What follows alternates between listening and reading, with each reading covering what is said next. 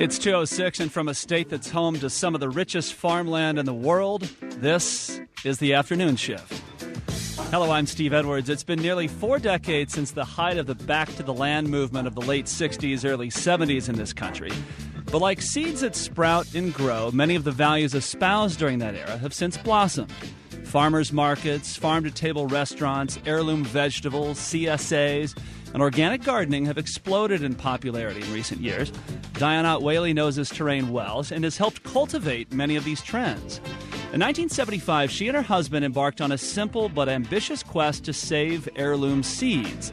It began in her case with morning glories and German pink tomatoes, but now more than 36 years later, Seed Savers Exchange is the nation's largest nonprofit seed-saving organization. Today on the Afternoon Shift, the seeds of an idea to preserve biodiversity, preserve culture, and create community one plant at a time. Are you a seed saver, an organic gardener, or do you aspire to be one? Join our conversation. The number, 312-923-9239, 923-9239. Twitter, the hashtag is AfternoonShift. And Diane Whealy is with me now in studio, and it's just a pleasure to have you here. Thanks so much for being here. Well, thank you. It's my pleasure to be here. Let me start by asking where your interest in the notion of saving seeds came from in the first place. Well, it probably actually started as a child, but I didn't realize it at the time. But one of my favorite memories was driving down to my grandparents' farm in northeast Iowa. And my grandfather was quite a legend of his own in the neighborhood. And as my grandfather, I thought he was, larger than life. He could do anything because he really could. He was a generalist. He was a self-taught veterinarian, blacksmith, bouncer at the local wedding dances. I mean, he was quite a character. Yeah. So, and part of his also was that they loved gardening, and that brought them the most joy in their life, because at that time, my grandmother's, I tell this a lot to my children, my grandmother's grocery list was flour, sugar, coffee, salt, and the rest of the things sugar. The rest of the things they grew from their land and what their hands could produce. So the garden was something very serious to them and very important, and they were so proud of their garden. And I picked all that up, as a child, not knowing, that was the spirit that was being portrayed. But so we would end our evenings down sitting on his porch, and he'd have morning glories growing there every year, and he'd have an opening created, a circle or a triangle or something. He always used twine string as well for everything, fixed everything with twine string. And so we would sit there and watch the cars go by, and he had a very loud voice, and he'd have a comment like, they never stay home, or they're late for milking again, and so it was I just sort of sat there in this little morning glory room with loud voices, and it was just a wonderful way, a wonderful childhood memory. So I was newly married to Kent Whealy, and we were having our first garden as an adult coming back to the area, and we wanted to have the garden, of course, and of course morning glories had to be part of it because that's what I remembered from my childhood garden. So Kent and I went down to their house. I just remember it was a cold, snowy February day, and we started talking about the morning glories, and, we asked my grandfather for some seed, and he was really pleased, and he went and got a little pillbox, a little white pillbox, and filled it with the morning glory seeds and gave us, handed that seed to us. And he said, did you know my parents brought the seed over from Bavaria when they immigrated in the late 1800s? And I had never even thought about great-grandparents, and, much less now, I have a living link to these folks, and it was quite an experience, and just realizing that this was a living piece of my family that I was entrusted with, that Kent and I were. And my grandfather, unfortunately, passed away later that winter.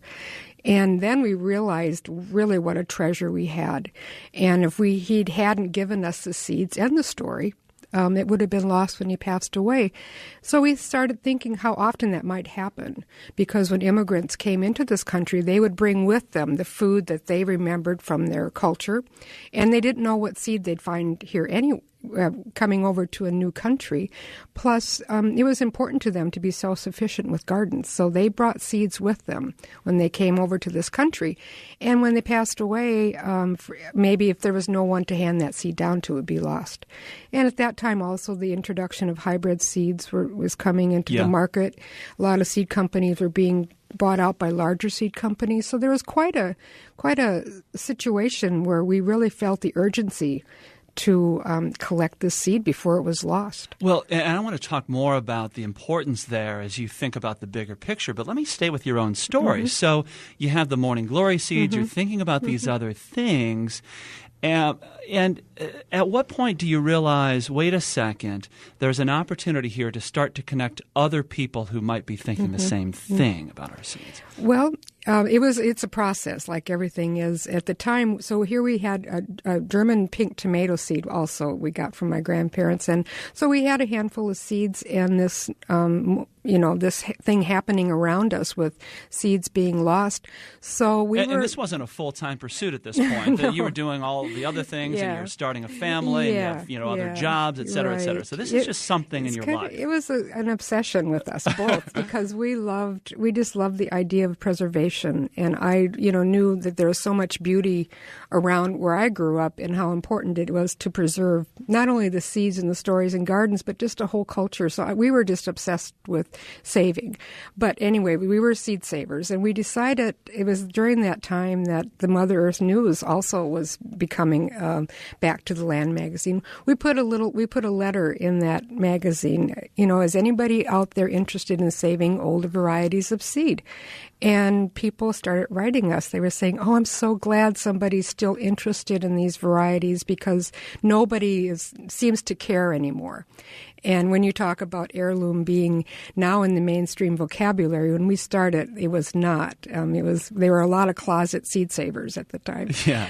They just didn't think that anybody thought that it was important. I mean, why would you save old things when there were new things? Well, and I mean, I would imagine that many people who might be listening to our conversation now are saying the same thing. I mean, for those of us who do summer gardening, well, we go to the local lawn and garden center, we buy the seeds for the vegetables that we want, and it's fine. Why, apart from maybe an interest in a particular variety or something that might taste especially good, why should we care about preserving seeds like this? Well, seeds and genetic diversity. Yes. And I think everyone eats. In food, it always comes back to eating, and we can't single source our food supply, which we do when we eliminate choices.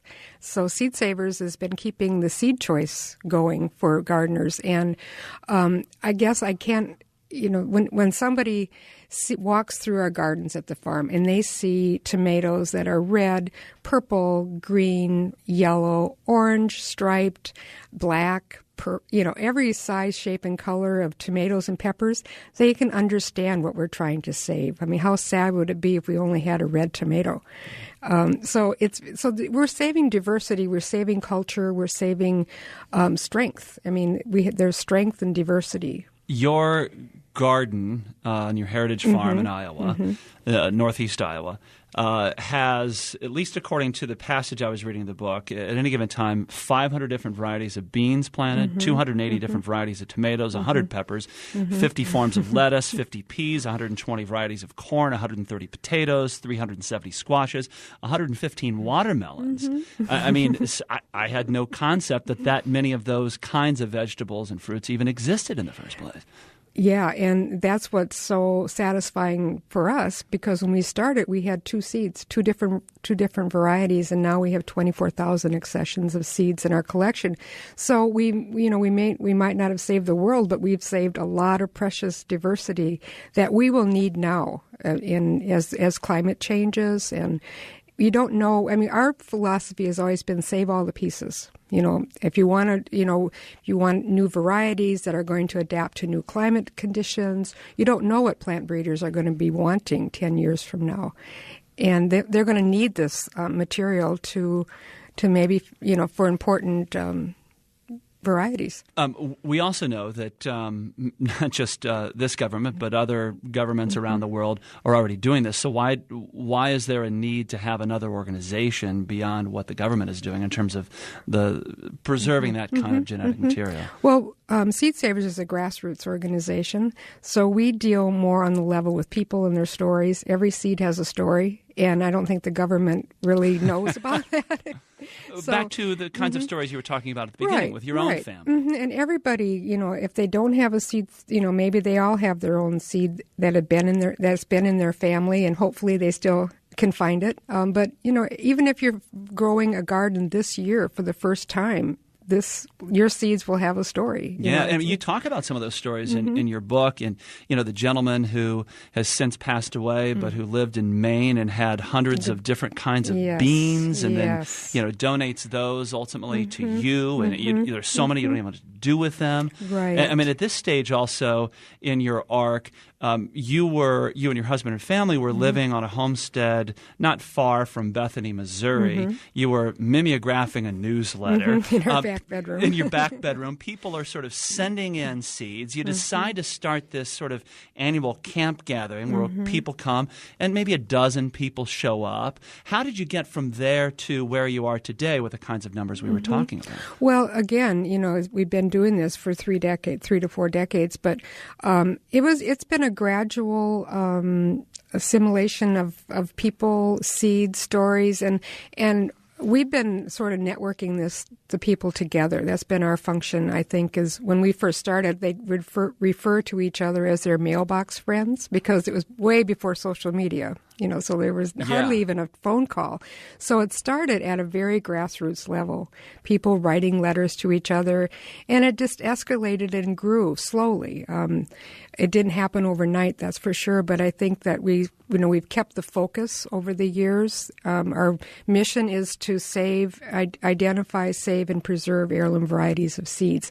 And the very important part of what we do is distribute the seeds. When you ask, why do we need to have a seed bank in Iowa when there's a seed storage lab, we, like every person, we don't want to store all of our eggs in one basket. Yeah. And so we want to have backup collections, and we store our seeds off-site to be true stewards of the collection, because we can't take a chance that our facilities would burn, for heaven's, or some natural disaster. So we store our seeds in different seed bank situations, but the best thing is for people to grow the seed and have it in their garden and enjoy the stories and the produce and the beauty of the heirloom varieties that our ancestors saved for us. And with the return in popularity, or the emergence of consciousness around heirloom vegetables, heirloom seeds, and so forth, how hard are these seeds to find today? Well, they're I don't know. I mean, outside of obviously your exchange. Right. We have seen a resurgence in the seed trade with heirloom varieties, because as the way marketing goes, what the customer demands is what the commercial business is going to start offering. So when somebody goes to a farmer's market and sees heirloom varieties out there and decides to taste any number of varieties of tomatoes, just to use an example, and popularity grows, that has a direct effect on the availability of those kinds of seeds elsewhere. Absolutely, yes. Education is so important, and we see that on every level of what we do at Seed Savers. And that's exactly right. Farmers market, getting the produce now back into restaurants, farmers markets, into gardens, it's so satisfying for us to see this, happening again. And again, it is all about what customers are demanding. And I think in this world where there's a lot of problems and it might seem overwhelming, the one thing people can control might be a garden and the food that they eat. Even asking where their food comes from is a step. We're talking here on the afternoon shift with Diane Whealy. Her recent memoir is called Gathering, Memoir of a Seed Saver. She's the co-founder of Seed Savers Exchange based in Iowa. We're talking here about her work, her passion, and just ahead we'll shift the conversation to talk more about the movement now and also get some advice in terms of our own efforts from a gardening standpoint. We'd love to have your questions in this conversation and your comments as well. The number to do that is 312-923-9239, 312-923-9239. Your questions for Diane Whealy after this on the afternoon shift.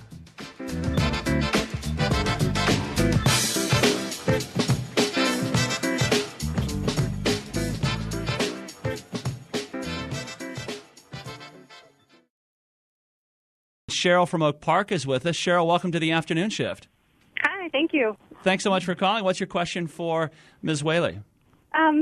Well, we're starting a cooperative food growing project here in Oak Park amongst some neighbors. So some of us are really good gardeners already, and some of us are just learning. And keeping with biodiversity and permaculture principles, we'd love to use heirloom seeds. And I'm just wondering, are these seeds just as easy to work with as conventional seeds? They truly are. Actually, if you find a seed that's been grown in your area use the German pink tomato, for example, has been grown in northeast Iowa for over 100 years.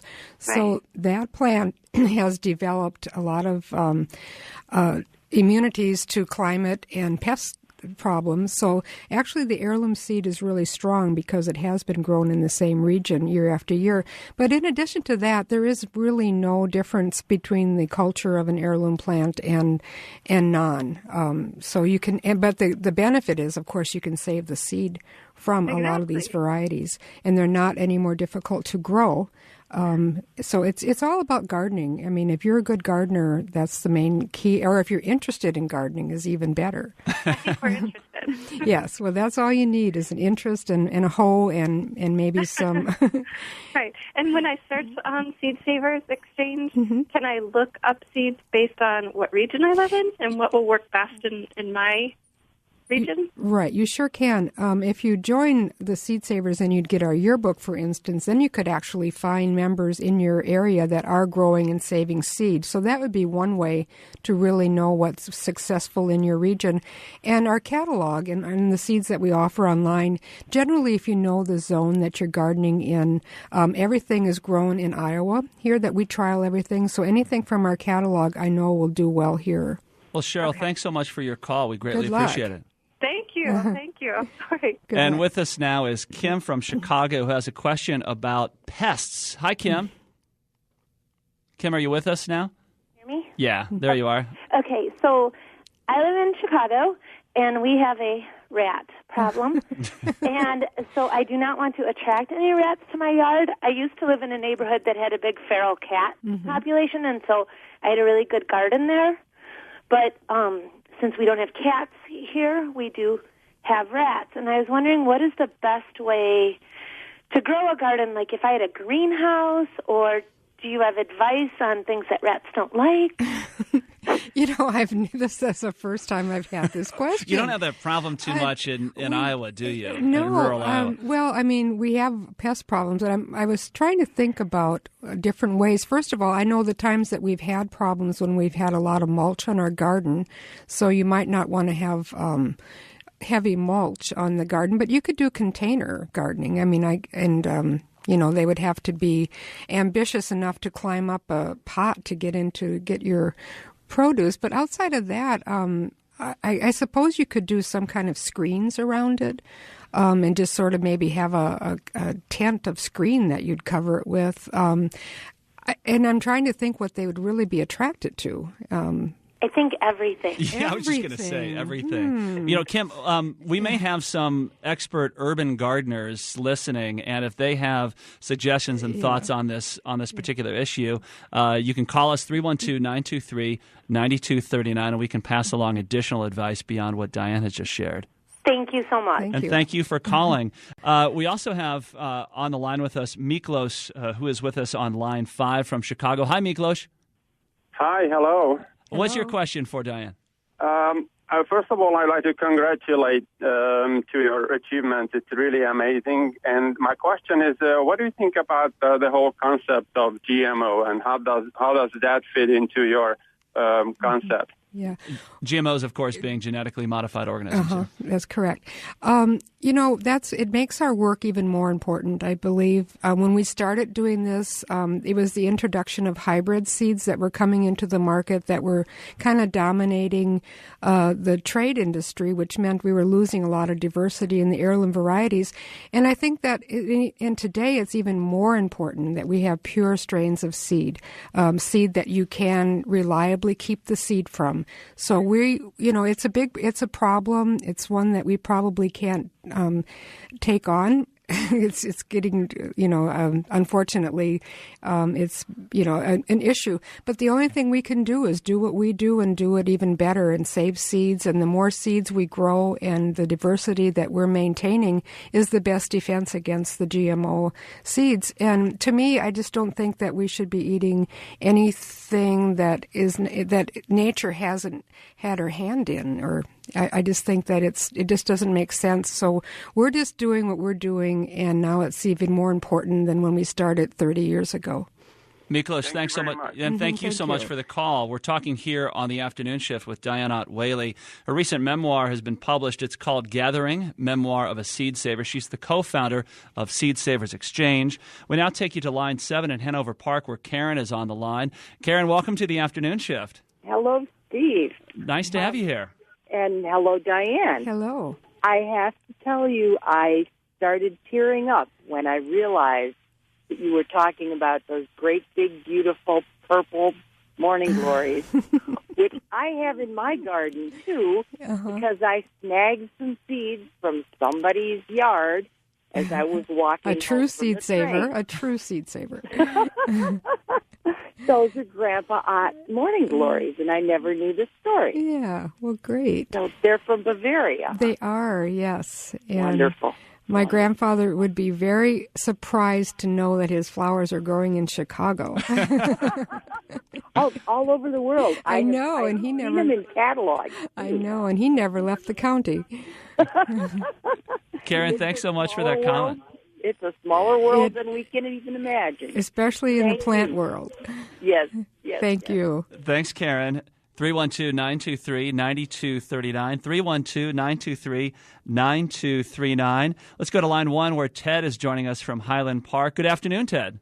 Hi. Question for Diane is, do these seeds do well in partial sun?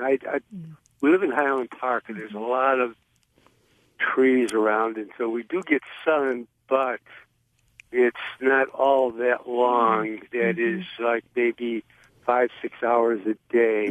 Is that sufficient?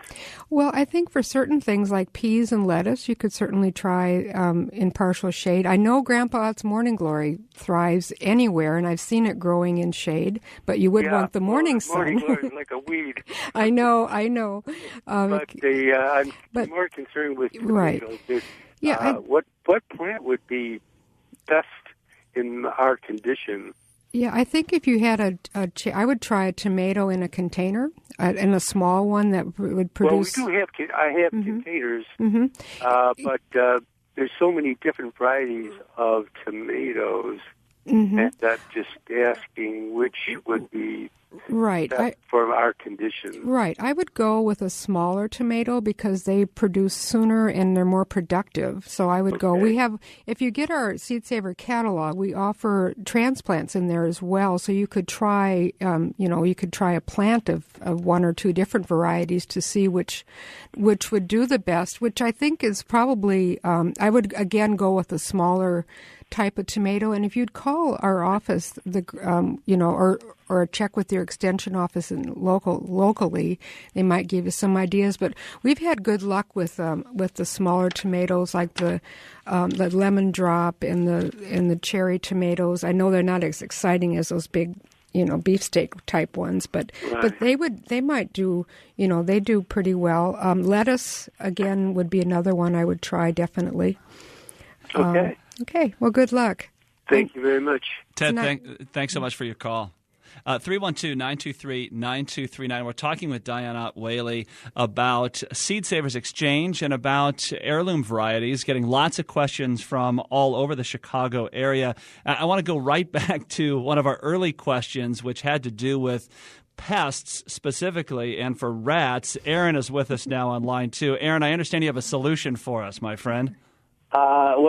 Yes, Stephen, I have something. I also have a question regarding the same thing. But I've been urban gardening in the Logan Square area for 3 or 4 years now, and my prison for my tomatoes particularly gets more elaborate each year.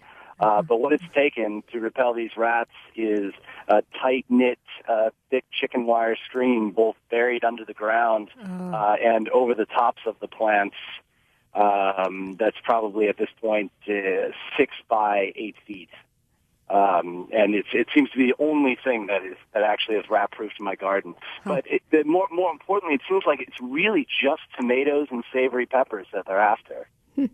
They have no interest in the hot peppers or any herbs I've grown. So it's the tomatoes where they take, of course, one bite and spit it out immediately. Diane, you are getting an incredible education right now. I know. In the joys and challenges of urban gardening. Those dirty rats. I nearly cracked up at that thought that they wouldn't scale a container. They have no problem scaling it. Well, see, I'm really inexperienced with rats and gardens. But my question for you was, yes. I'd heard there are herbal repellents as well, particularly lavender and maybe thyme as well. And maybe that's just for squirrels, but I think I'd read that works for rodents of various sorts. I also have Robin from Burr Ridge is on the line. I don't know if we can bring her in, too, to the conversation. I think Robin is on line 5, if we can get it. Robin, are you with us? Yes, I am. So you had a specific suggestion on this very point that Aaron was talking about. What's the suggestion you have? Mint. Ah. Mint. Fantastic. For mice, rats, in your house as well as outside. So, you just have to watch out because it has a tendency to take over. But it does work. I'd rather have mint take over than rats. I love it. Thank you both for your time. I appreciate Thank you. Aaron and Robin, thank you so much. 312-923-9239. Maria is with us now from Glencoe on line 4. Hi, Maria. Hi, Steve. Hi. I actually have 2 questions. One I just thought of, but the first one is I grow morning glories and I save the seeds each year. But I've not tried yet vegetable seeds, and I understand those might be a little harder to preserve to use year after year. Is that true? No, not necessarily. There are different procedures to save the seed. Like for tomatoes, for instance, it's pretty easy to do. And I think the main thing is to dry the seed before you store it. Get it very dry and then store it in a cool, dry, dark place, and it should be fine for next year. I might add, too, you noticed how maybe the morning glory self-seed, a lot of vegetables, if you do allow them to go to seed, like lettuce, for instance, it will reseed the next year. Great. And that's so easy. And lettuce going to seed is beautiful, too. But I'm a seed saver, so I like every part of the plant, the seed pod, the leaf, every part of it is beautiful to me. But that might be something, you might try to have a self-seeding lettuce, but start with a non-hybrid variety. And really quickly, too, as a follow-up, for novices among us here, what's the best way to plant off of the seeds to ensure success? I mean, are we talking about seedlings here and then you move them into the garden, or what's your advice there? Well, it depends on what you're growing. You can direct seed a lot of things like green beans. You can direct seed lettuce. You can direct seed radishes, spinach, most of the early peas. So those things I would try because direct seeding is a little easier to have success with than trying to start a plant in the house. And you would want to start tomatoes and peppers and eggplants inside and transplant those out because they need a longer season.